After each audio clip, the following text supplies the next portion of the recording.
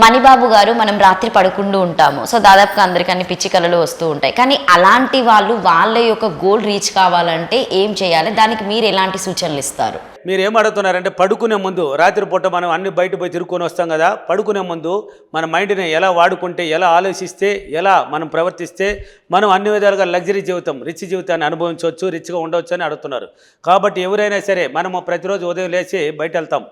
బయట వెళ్ళినప్పుడు బయట ఎన్నెన్నో విషయాలు చూస్తాం. మనం పనికిరాని విషయాలు చూస్తాం, పనికొచ్చేటి చూస్తాం, మనకు తెలియకనే మన కంటికి కనబడుతూ ఉంటుంది. అంటే చూచి చూడంగానే నచ్చేసావే, చూచి చూడగానే నచ్చేస్తుంది అన్నట్టు. ఏంది ఇప్పుడు నేను చెప్పేది? చాలామంది నాకు అడిగారు ఫోన్ చేసి, సార్ ఈ డైలాగులు ఎక్కడ సార్ పట్టారనేసి. చూచి చూడగానే నచ్చేసారనేది అది లా ఆఫ్ అట్రాక్షన్ సైన్స్ అయ్యేది. అంటే కంటితో చూస్తామో అది నచ్చేస్తుంది. అది ఇప్పుడు ఆ పాట రాశారు కాబట్టి పాటనే చెప్తున్నానని చాలామంది అనుకుంటున్నారు. కాదు, చూచి చూడగానే నచ్చేస్తుంది, కొన్ని ఆకర్షించేస్తుంది. అంటే ఏదైనా అది మనకి నచ్చిపోతుంది. అది పనికిరాని దాన్ని మాత్రం పెట్టేస్తుంది, వదిలేస్తుంది మిగతాది. ఇప్పుడు పోతూ ఉంటారు, పనికిరాని విషయాలను కూడా చూస్తుంది. పనికిరాని దాన్ని కూడా కొంతమంది నస్తారు. ఎవరు బాగానే ఉంది కదా, ఇది పనికిరాకపోయినా కూడా భలే ఉందా, ఈ సీన్ భలే ఉందా, ఇది బాగుంది అన్నట్టు ఫీల్ అవుతారు. కాబట్టి ఇలా బయట పోయి తిరిగి వచ్చినప్పుడు నెగిటివ్ అండ్ పాజిటివ్తో నిండి వస్తుంది. ఇంటికి వస్తాం, ఇంటికి వచ్చింది భార్య పిల్లలతో మళ్ళీ గొడవలు. అంటే భార్య భర్తతో గొడవ పడడం, లేక భర్త భార్యతో గొడవ పడడం, పిల్లలతో గొడవ పడడం, నెగిటివ్ మాటలు వినేసి గమ్మని నిద్ర వెళ్తారు. అంటే మీరు ఏం చేశారని చెప్పు? నిద్ర లేచారు, పనికిరాని విషయాలన్నీ చూశారు, పనికిరాని మాటలు, కొన్ని పనికొచ్చే మాటలు విన్నారు, పనికి రాకుండా కొన్ని పని కూడా ఇంటికి వచ్చినారు. ఇంటికి వచ్చి పనికి రాకుండా గలాటాలు వేసుకున్నారు, దాంతో గొడవలు వేసుకొని ఏదో తినేసి గమ్మని ఎదురు. జీవితం ఎలా బాగుపడుతుందండి ఇలా ఉంటే? ప్రేమతో సాధ్యము కానిది ఏమీ లేదని ఎన్నో వీడియోలు చెప్పాను. ప్రేమతో ఏదైనా సాధ్యపడుతుంది. కాబట్టి ఇంక మీదట ఇలాంటి మార్పులు మీరు మార్చేయాలి. ఇంక మీదట పోయేసి వస్తారు కదా, ఇంటికి వచ్చేయండి. వచ్చినప్పుడు ఇంటికి వచ్చిందే బయట విషయాలను బయట అరికట్టండి. చెప్పులు ఎక్కడ తీస్తారు అక్కడికి మర్చిపోండి. నెగిటివ్ విషయాలు ఏది ఉన్నా ఏదైనా బయట వదిలే. ఇంట్లోకి వచ్చినప్పుడు ఇంకా ఫ్యామిలీ మ్యాన్ అంటే భార్య దగ్గర భర్త ఎంత ప్రేమతో పోవాలంటే అంత ఆనందంగా. ఆమె అక్కడ ఉదయం వేసి రాత్రి వరకు పడుకునేదాకా ఆమె ఎంతో కష్టపడి పనులు చేసుకుంటూ ఉంటుంది. పిల్లల పనులు, భర్త పనులు, ఇంటి పనులు, అన్ని పనులు చేసి మళ్ళీ రాత్రి నీకు హ్యాపీగా వండి నీ ముద్ద పెట్టి మళ్ళీ నీకు సుఖాన్ని ఇవ్వాలి. ఏమయ్యా ఆమెకు మాత్రం అటువంటి తలరాత? ఎవరు రాశారు ఆ తలరాత? ఎవరు రాయలే. ఆ తల్లిని అందుకే ప్రేమించమన్నాను. ఇంటికి వచ్చింది ఆ తల్లిని ప్రేమించు. ఏడున్నవే ముద్దులు లడ్డుదానా, ఏడున్నవని పిలువేమా? నీ భార్యనే లడ్డు అనేదానికి ఏమయ్యా మీకు గాడు? నీ భార్యని పిలుచుకోవడానికి ప్రేమతో బయట విషయాలను తీసుకొచ్చి ఇంట్లో ఎందుకు చిరాకు చూపిస్తారు? బయట విషయాలను వదిలేసి నేరుగా ఇంటికాడికి వచ్చి భార్యతో ప్రేమతో ఉండు, పిల్లలతో కూడా ప్రేమతో ఉండేసి. ఇప్పుడు అంటే ఇన్నాళ్ళు వచ్చి నెగిటివ్తో ఉన్నారు, అది వదిలిపెట్టారు. ఒకటి కావాలంటే ఒకటికి వదిలిపెట్టాలి. పాడిందే పాడరా పాసిపల్లి దాసరి అంటే పాడిందే పాడాలి. ఏంది? ప్రేమతో మంచి విషయాలను పాడాలి, చెడ్డ విషయాలను పక్కన పెట్టాలి. ఇప్పుడు భార్యతో ప్రేమగా ఉన్నావు, పిల్లలతో ప్రేమగా ఉన్నావు, హ్యాపీగా ఉన్నావు కదా. ఇప్పుడు పాడుకుంటూ దీనికి వచ్చినావంటే, ఇప్పుడు ఇలా చేసినావంటే డైలీ చేసే రాత్రి పడుకుంటారు కదా, నేరుగా అద్దం దగ్గరికి వెళ్ళండి. పడుకునే ముందు ఊరికా నీకేం కావాలి? నీకు ఏదో ఒకటి కావాలి. నీ జీవితానికి కారు కావాలా, ఇల్లు కావాలా, పొలం కావాలా, లేక మంచి బంగారు కావాలా, పట్టు చీర కావాలా, ప్యాంట్ షర్ట్లు కావాలా, నీకు ఏదో మంచి అపార్ట్మెంట్లు కావాలా, లేక మంచి ఉల్లాసమైన జీవితం, విహారయాత్రలు చూడాలన్నా, టూర్లు చూడాలన్నా ఏదో ఉంటుంది కదా. నీకేంది కావాలని అద్దంలో నిలబడి అక్కడికి వెళ్ళినట్టు, అది అనుభవించినట్టు, నీకు ఇల్లు ఉన్నట్టు, లేక నీకేంది కావాలని అది ఉన్నట్టు, అది జరిగినట్టు ఊరికి నీతో నువ్వు మాట్లాడు. ఫస్ట్ పోతాను నీ గురించి నువ్వు గొప్పగా చెప్పుకో. నీ గురించి గొప్పగా చెప్పేసి నీ గురించి గౌరవించుకో, నిన్ను గొప్పగా చెప్పు. ఎందుకు చెప్తున్నానంటే, నా క్లాసులో తిరుపతి, బెంగళూరు, కర్నూలు, అనంతపూర్, హైదరాబాద్, విజయవాడ, రాజమండ్రి, వైజాగ్ ఈ సిటీల్లో క్లాసులు ఉన్నాయి. ఆ ఫీడ్బ్యాక్లో చూడండి. అద్దం దగ్గరికి వెళ్తే మిమ్మల్ని గొప్పగా చెప్పమన్నాను ఫస్ట్.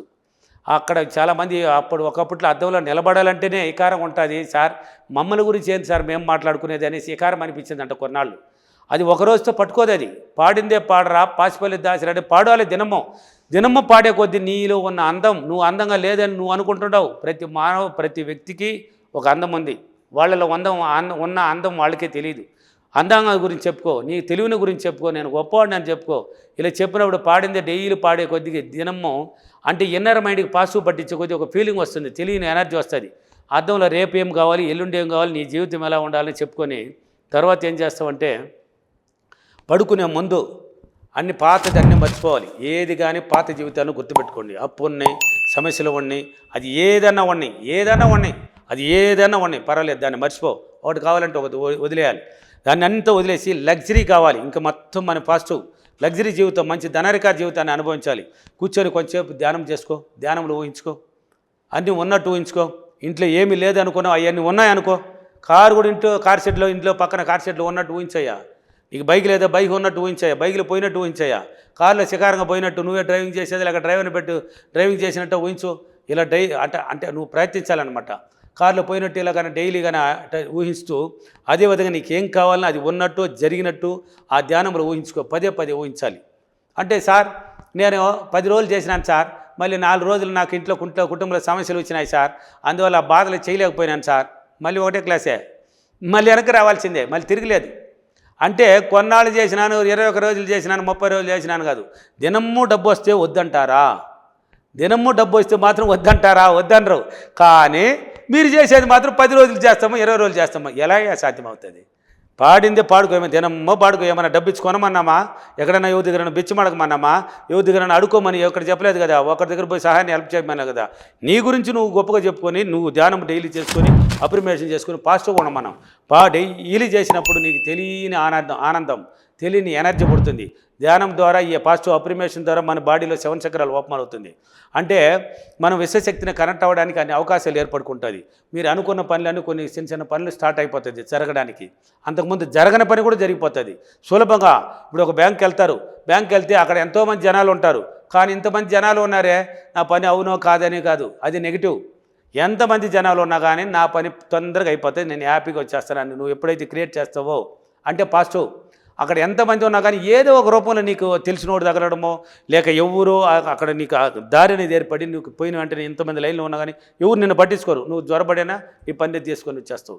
లేక నీ పక్కన వాడైనా వాడు ఎదురు నిల్చుకొని నీ తెలిసినవాడు రా నిలబడనేసి పిలుచుకుంటారు. అంటే నేను ఎవరు పట్టించుకోరు. అలా మనకి అవకాశాన్ని ఇస్తుంది.